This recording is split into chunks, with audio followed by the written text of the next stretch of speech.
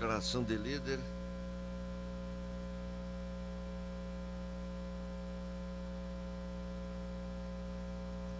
Declaração de líder da bancada do PT. Obrigado. Obrigado, presidente Cadori. Só o tempo, eu acho, lá. Obrigado, vereadora Marisol. Eu quero usar esse tempo aqui para seguir na toada do tema da educação, né? Nós já conversamos muito e temos as nossas comissões atuantes, né? E precisamos pensar com muita atenção de uma forma geral, e aqui eu quero falar de uma forma geral, e me ater inclusive mais até às nossas escolas da rede municipal, tá? E por que eu quero falar das escolas da rede municipal?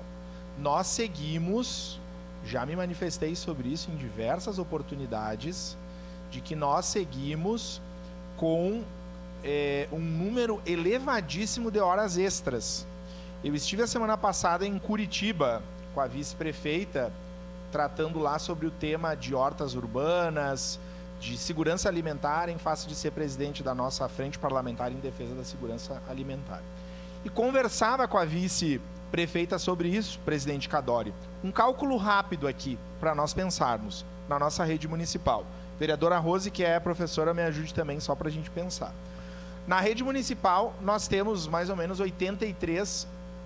Mais ou menos não, temos 83 escolas, algumas são de interior, mas vamos colocar 83 diretores, mais uns 150 vices. Então, esses são colegas de sala de aula que assumem esses cargos, então não são vagas reais, são vagas que serão ocupadas por horas extras sempre, porque nós temos eleições diretas para professor e não temos o cargo de diretor. Então, aí se justifica que nós já temos um número significativo de hora extra. Mas, por exemplo, as pessoas todas que trabalham na Secretaria Municipal de Educação, que são não sei o número exato, mas tem um número aí significativo de pessoas, são professores que saem da sala de aula para ir atuar na parte administrativa da Secretaria de Educação. Que essas vagas não são vagas reais. Vagas reais é quando as pessoas se aposentam ou se exoneram. Então, para todas as pessoas que estão na Secretaria de Educação, tem que pagar a hora extra também. Então, vai aumentando esse número. São 140, 130, então mais todas essas pessoas de horas extras. Bom, os colegas professores da rede municipal que estão nas secretarias, na Secretaria de Cultura, na Secretaria de Esporte e Lazer, ou nas outras secretarias relotados, que não estão em delimitação, também vão ser substituídos por horas extras. Então, eu quero dizer que fica um número muito elevado de horas extras. E vai faltar professor na rede municipal. Hoje nós temos colegas de pedagogia dando aula de matemática, eu já falei isso. Como é que se resolve? Criando o cargo. Uma parte, vereador. Tem que criar o cargo lá na SMEL, para educador físico, né? Porque daí os profs que fizeram um concurso para sala de aula trabalham em sala de aula. E os profs que fazem um concurso específico vão trabalhar na área específica.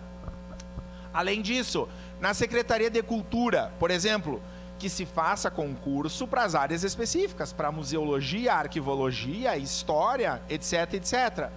No arquivo histórico, na biblioteca municipal, né, na Secretaria de Educação, vários municípios fazem concursos específicos. Que aí a pessoa faz concurso para a língua portuguesa, para a história, para a matemática, porque do contrário a situação fica muito delicada. Então eu tenho alertado sobre isso e seguindo nessa lógica, nós não temos mais colegas para fazer hora extra.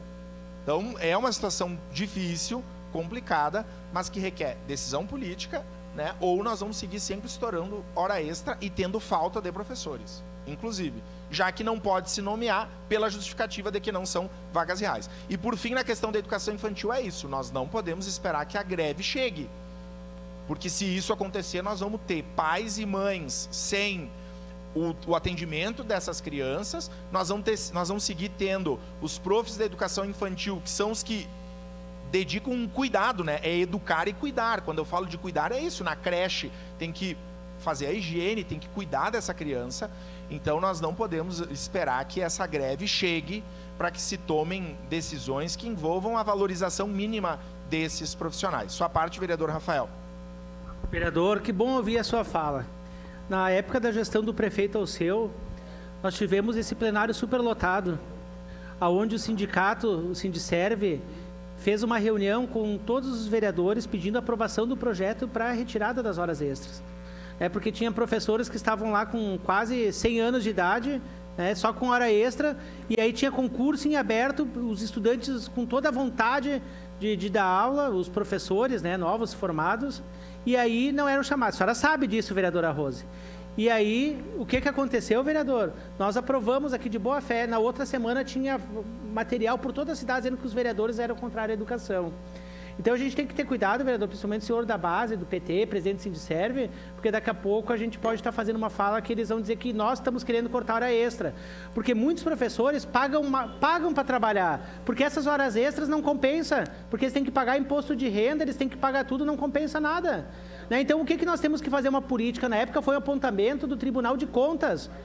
E o prefeito Alceu disse, não, vamos votar para tirar. Porque o que acontece? Tem professores excelentes, novos, que estão chegando no mercado e que não são chamados. Daí está caducando o concurso e esses professores aí que poderiam desfrutar da sua aposentadoria de servidor público, ficam aí tirando vaga de outros. Então, nós temos que mudar a política hoje de hora extra no município de Caxias do Sul. Obrigado. Vereadora Rafael. Vereadora Rose.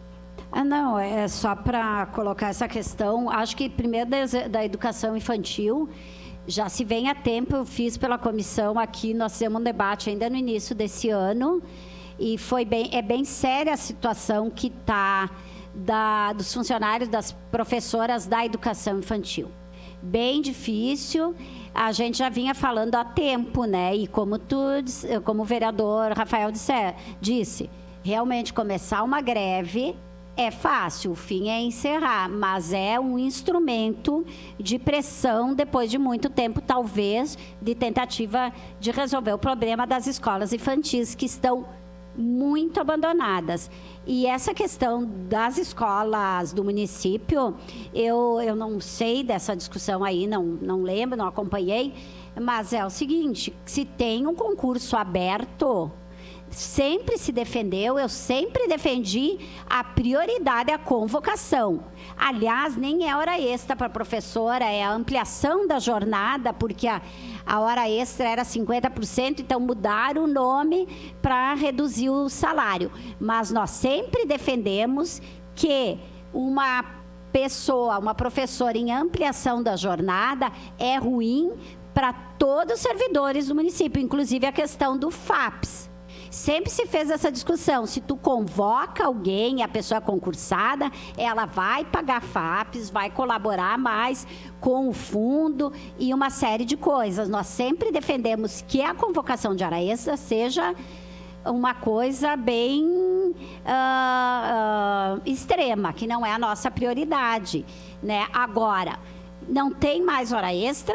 Tem professoras, e sim, tem professoras de matemática dando aula de geografia e de história, e isso é ruim, e vice-versa também.